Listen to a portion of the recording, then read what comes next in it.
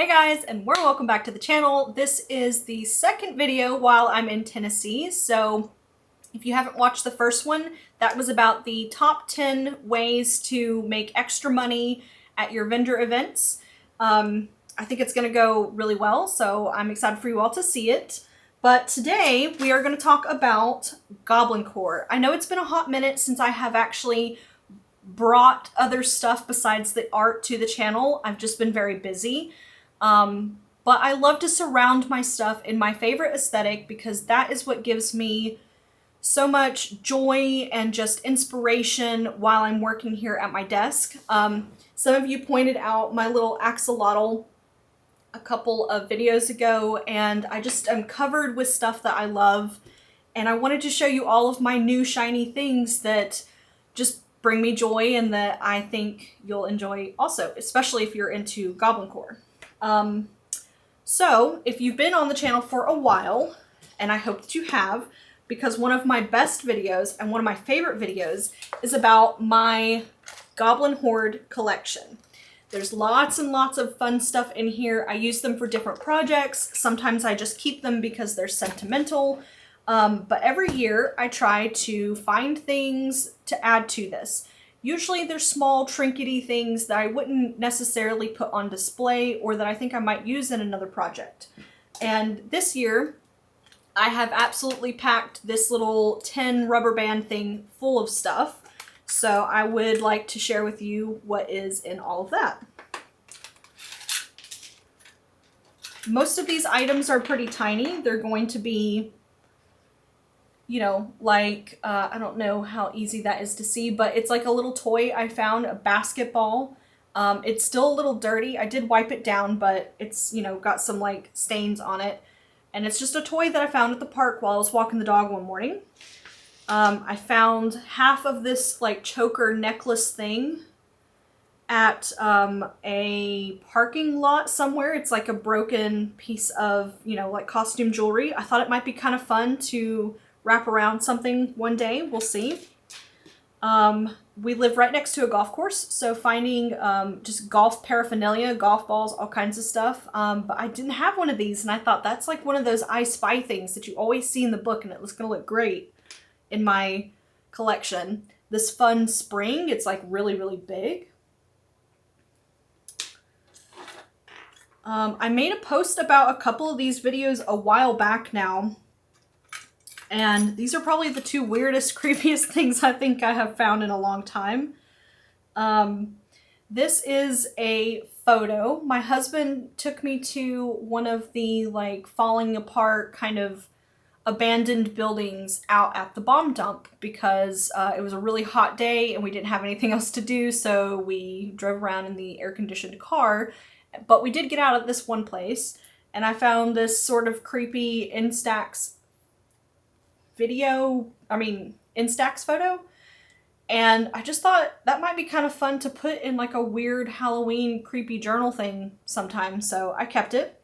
And then on that same day I found this really cool spine. I don't know what it's to, but I didn't clean it up too good. It's just got some dirt on it and stuff still. I'm not freaked out about it or anything.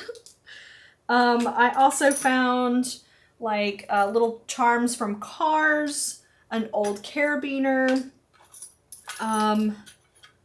some coral that I found like sitting in the parking lot, which I found kind of strange.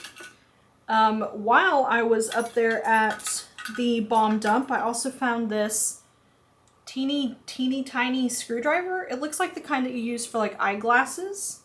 But it's like covered in rust, and I loved that. Also up at the golf course, one of those tiny pencils. I think that's like one of those I Spy things too.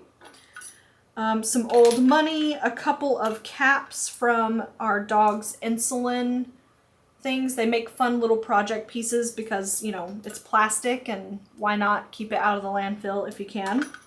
A couple of metal brackets. I don't know what this is, but it's like a little taco. I think it used to be a sticker, or like one of those like earring sticker things. And an old, like a keychain ring. So yeah, I just like to, you know, find all that kind of stuff and I will add it to my big collection. And you never know what you might need for a project or what you might want. I do think that the spine is probably not going to go directly in the box though, just to be on the safe side. Don't want to crush it. Because this box is pretty full, it's pretty heavy. But yeah, there's the new hoard. If anybody wants a recap video, I would love to do that again one day. I don't want to overload the channel with that sort of stuff, but leave a comment down below about the coolest thing that you guys found this year to add to your collection. So on that same note, as far as collecting goes, I really got into the cutest little plushies this year. I wish I could crochet. If I had the time to teach myself, this would be my next project. Not just to sell them, because that would be cool too, but I just think they're so cute and they're so fun. And I used to do like granny squares for blankets, but I never got into like 3-dimensional items, and I just think that would be a lot of fun. This one is by one of my friend Kaylee, her sister.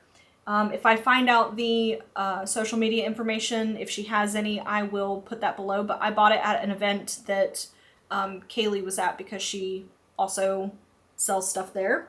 And on that note, I'll put her social media stuff down below also. But look at this absolutely gorgeous sun catcher. I don't have it in the window right now because I need to buy a bracket so that it comes out from the wall. I've been hanging it on my room divider and it's done great over there, but I feel like it would just catch more sun if I could put it directly in front of the window. But it's like 1.5 feet tall. It's absolutely beautiful. When the sun hits this room in the evening, it scatters the entire room and it's just this gorgeous rainbow. You know what a sun catcher is. But this is incredible. So I'm going to leave her social media down below and you guys can follow and watch and see what she's doing because all of her beaded work is incredible. Now back to the stuffies. My downstairs neighbor and friend, her name is Sierra. She's going to watch our dogs for us while we're in Tennessee. She brought this absolute cutie home to me from a market that she went to wherever her hometown is. I want to say California. Don't hold me to that. I can't remember. But it's so cute and she saw it and she said, I thought immediately of you. And I was like, that's so weird because I literally just bought this one. So, you know, same wavelength for sure. And then I really wanted some tiny guys, like some little micro ones. And I found a girl named Josie on Facebook who is also here in Okinawa as a military wife. And she made these little guys. I'll put her information down below too. I think she is Crochet by Josie on Facebook, but just double check the comments because I'll put that down there. And I just think they just make so much cute little ambiance for my desk area, and not everything has to be, you know, like hard collectible plastic toy items. I just, you know, I might be 34, but I'm not dead. I can enjoy stuff too. All right, and on that same note, I just want to show you guys this dude, which, you know, it looks very Hobby Lobby, and I'm not typically into that, but I love a useful item. And this little snail will hold a photo. This is a little Instax I took of the coast, like when we first got here, and it turned out so cool and just so wistful, I guess. Like, it just, I don't know, something about it is so vibey for me, and when I found this little snail to put him in, it was perfect. It's by Primitives by Kathy. I don't know what that is, but I bought it at the arts and crafts department and I just loved him. And I like how like the messy drawing is. It reminded me sort of my style. So little stuff like that just makes me very happy. I also really loved this. Some of you guys might be big Bath and Body Works people, but I'm usually not. Most of that comes down to just, you know, I have other things that make my house smell good. I don't usually do that sort of thing. But I saw this on a promo page on Facebook for our local Bath and Body Works because we have one in the Kadena Exchange. and it's a little mushroom with like beads in it, like little shiny beads, and a little snail. It's for your car, but I actually put mine on the air vent at the top of the room, and it makes the whole room smell really, really good, and it's my aesthetic. All right, and then the last thing that I have, because I'm sure there's other stuff I'm thinking I'm forgetting, but this is all of like the stuff that's like really been on the forefront of my mind. And this one was just given to me. It's this really cute mushroom material. My friend Rita's mom got it for me. And I don't know, I just have such a hard time finding mushrooms that aren't crazy psychedelic colors. And I know it's more and more common now, but finding really nice fabric with stuff like that on it is so hard. And she thought of me when she saw it, so I am just super thankful that people recognize things that I would like. That's adorable and precious, and I love it. But yeah, if you have any ideas on what I should do with this material, let me know in the comment section below, because I would love to get crafty with it.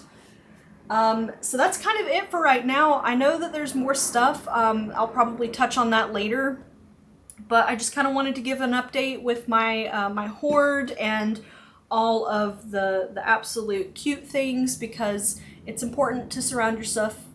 It's important to surround yourself with all of the beautiful things that you love.